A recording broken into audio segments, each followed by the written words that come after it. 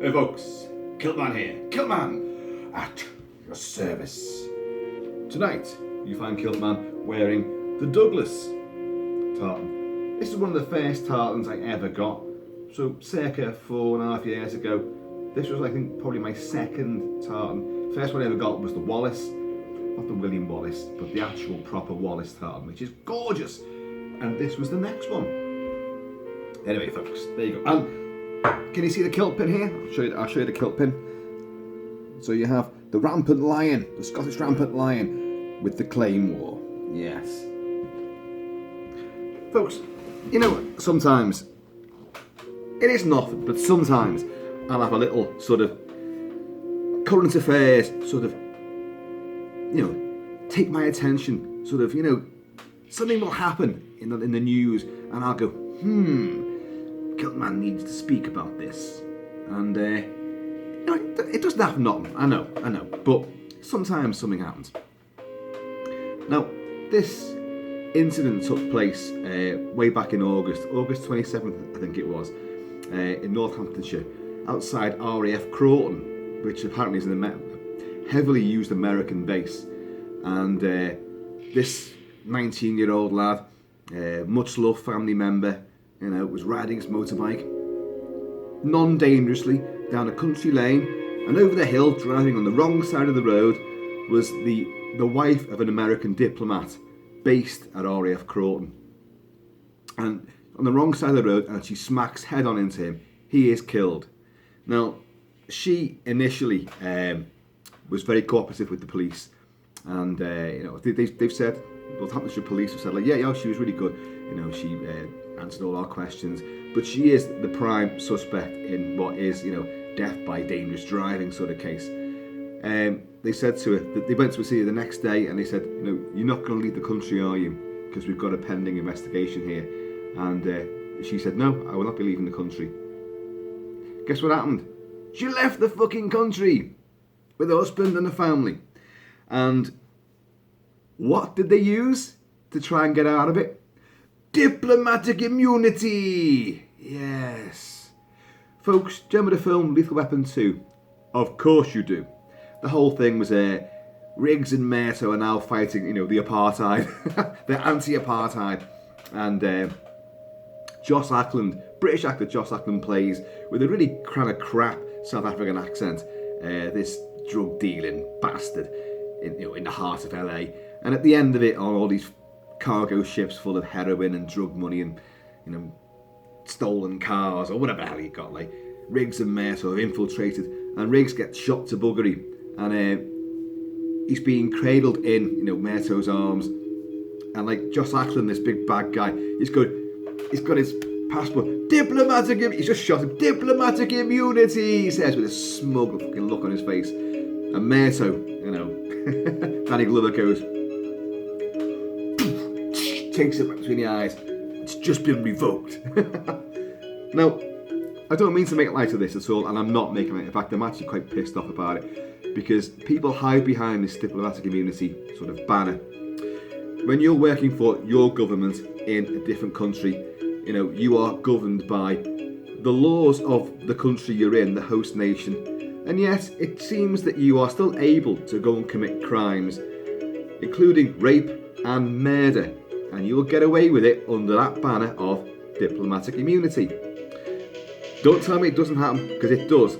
Way back in 1984, protests were taking place outside the Libyan embassy in London, and poor unfortunate WPC Yvonne Fletcher was shot and killed, murdered by a gunman firing from inside the Libyan embassy.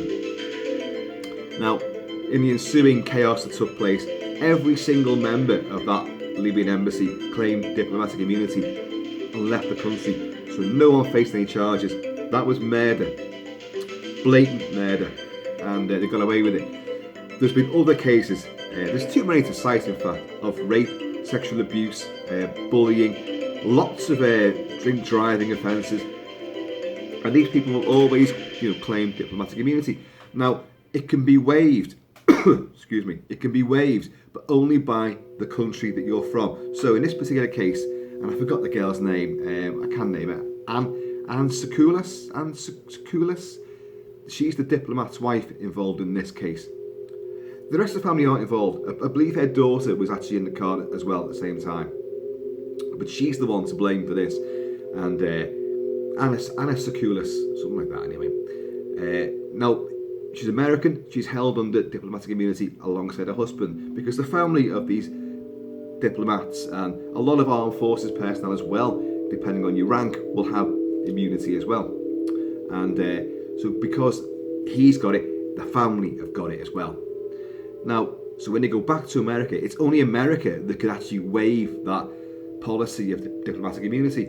In other words, they'd have to come back to England to answer, for an in-place investigation, which, she should have to do. She's not denying what happened. She totally, was there. She's killed somebody.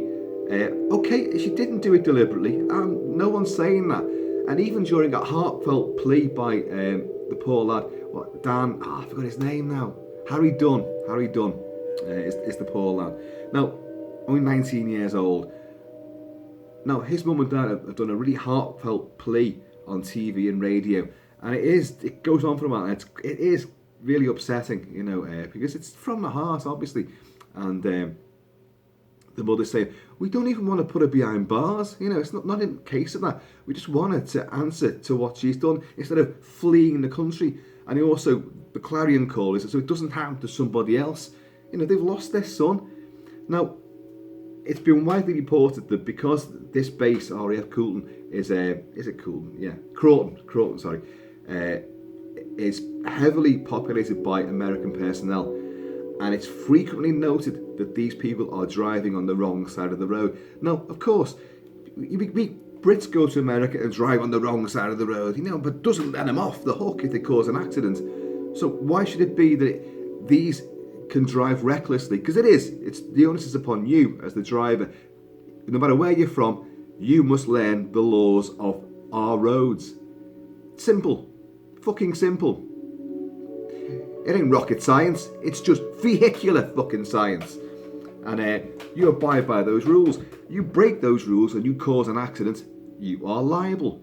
You should be held accountable. Fleeing under the banner of diplomatic immunity is a pile of suck my balls. That's what it is. And she owes it to the family and to just common sense to get her fucking lily-livered ass back to this country and face our judicial process. Now, apparently, most of the time when these people are actually, and it does happen that they are held accountable and they do go before the courts, pretty much most of the time they get let off with it. Now, it's been a couple of cases where there was one, I think it was a Chilean minister or diplomat had caused death by reckless driving, and his government actually went, no, you can have him back, and they sent him back to the UK, and he appeared before the Old Bailey, and which is our grand court, the Old Bailey, and he got let off. He fucking got let off with it. But at least his country did say, no, you're a chief suspect in this. Get your ass back there. So, and of course the thing about this is it's escalation, isn't it? So we've got, this is where it gets fucking stupid now. Our tin pot fucking crass buffoon of a Prime Minister, Boris Johnson, is saying, well, we must pursue this, through the courts. It's not right that a woman should cause trouble. And suddenly you got Prince Charles's voice there, but you know what I mean. He says it's not right that this should happen, and she should come back to answer for the trouble that she's caused.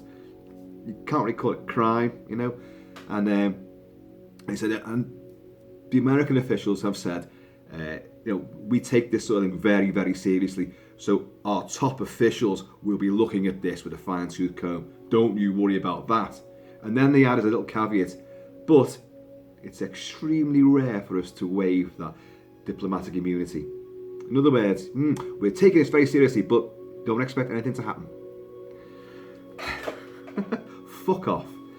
So Boris Johnson, in his infinite lack of fucking, diplomacy, says, well, this will go to the White House, and if need be, I'll go and speak to President Trump himself. Yeah. You're going to take things right to the top. What's Trump going to do? Well, I'll tell you.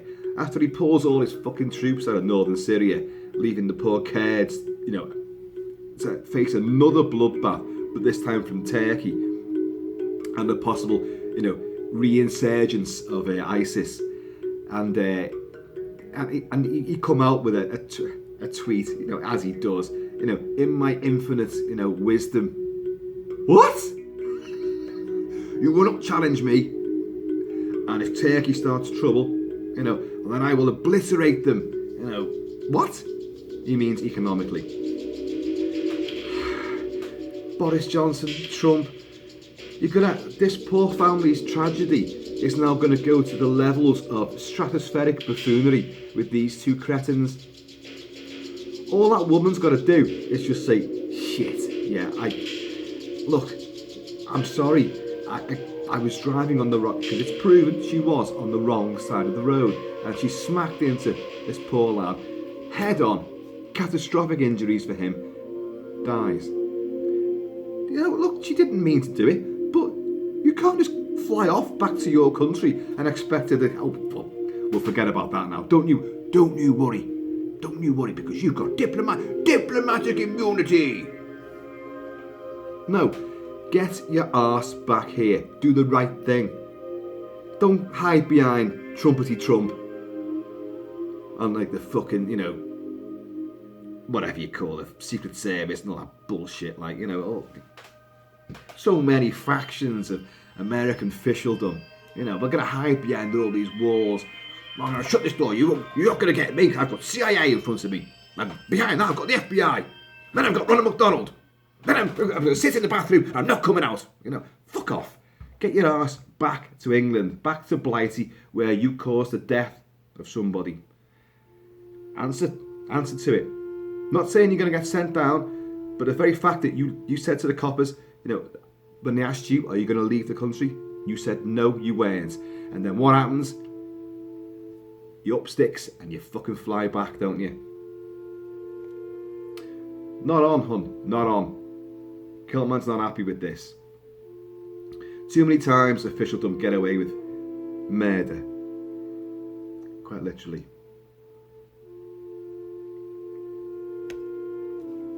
So anyway, that's my little rant for the day. And but it's a serious thing, and it only came to light in the last sort of 24 hours. That's only when I heard about it, but it did happen back in August, the end of August. So the funerals already took place, but why doesn't anyone get justice in the world anymore? Why do we not look after the people who were victims? Why is it always like this? Officialdom, red tape, bureaucracy, diplomatic immunity.